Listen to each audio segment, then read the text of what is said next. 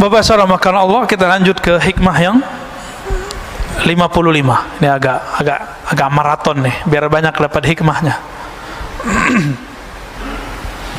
Kenapa ada orang amalnya bagus? Dan bagusnya itu tertata rapi gitu, nggak ujuk-ujuk bagus, tiba-tiba enggak. Ternyata beliau sudah menyebutkan itu terjemahan dari apa yang di dalam rohaninya. Kata beliau radhiyallahu ta'ala anhu, husnul a'mali nataiju husnul ahwal wa husnul ahwal min at-tahaqquq fi maqamatil inzal.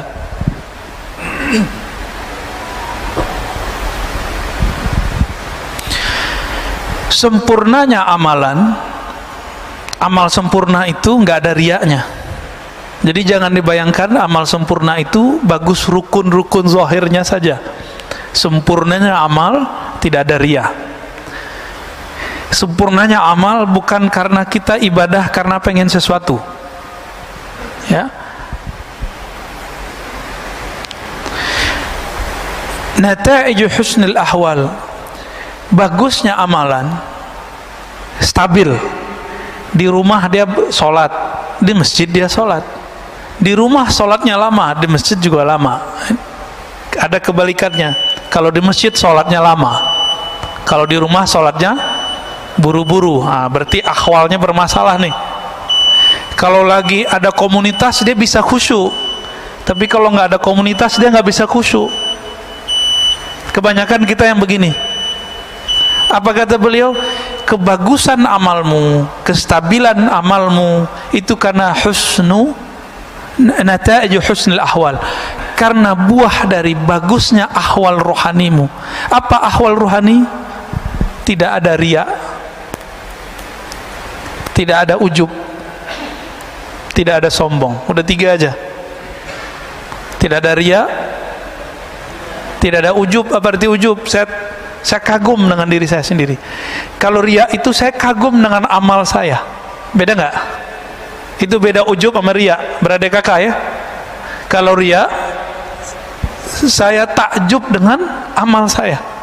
Kalau ujub, takjub dengan diri. Sumber takjub itu kibr, sombong. Sikap dia disebut dengan takjub. Kalau dia tunjukkan kepada orang namanya takabbur. Takabur itu sifatnya iblis. Maka orang yang bertakabur dia sudah jadi setan walaupun pakai serban. Ciri-ciri orang sombong gimana? Iblis itu rasis, Pak. Dia bicara asal usul. Khalaqtani min nar wa khalaqtahu min tin. Ya Rabb, saya ini asal usul saya lebih mulia dari Adam.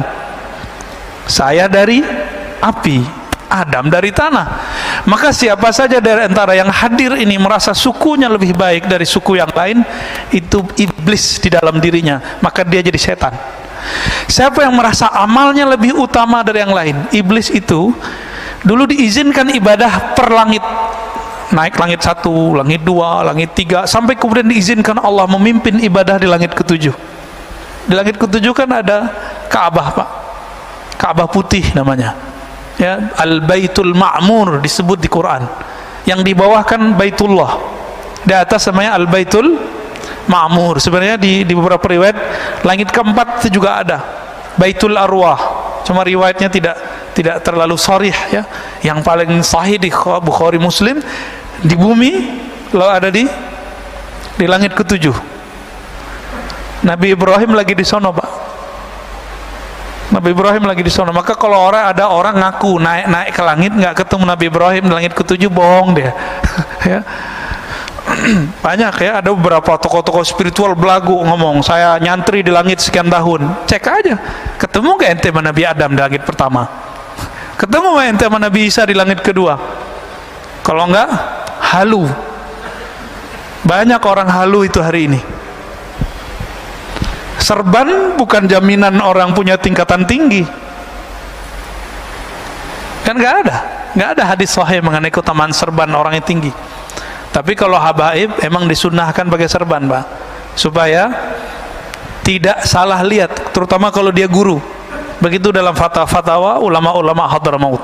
Jadi jangan suuzon juga kalau ada habaib pakai suka serban, ya. Itu dia lagi jaga nasabnya itu.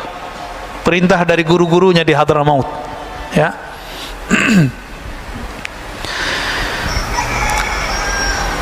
Amal yang sempurna, amal yang ideal muncul karena ruhani yang bening, ya. Ruhani yang bening itu minat tahaqquq fi maqamil inzal, ya. Itu hadiah buah daripada tahaqquq. Apa arti tahaqquq? Usaha untuk istiqamah menapaki jalan-jalan ruhani. Jadi kalau berguru sama seorang syekh, jangan lihat dia hari ini, lihat dia yang masa lalu. Karena syekh itu sekarang kayak Imam Malik tadi. Imam Malik itu setiap malam mimpi ketemu Nabi, Pak. Mabittu lailan illa ra'aitun nabiyya sallallahu alaihi wasallam. Tidaklah aku tertidur kecuali aku memandang kepada Rasulullah sallallahu alaihi wasallam. Siapa itu Imam Malik? Ada kita yang begitu. Nah, itu baru benar tuh.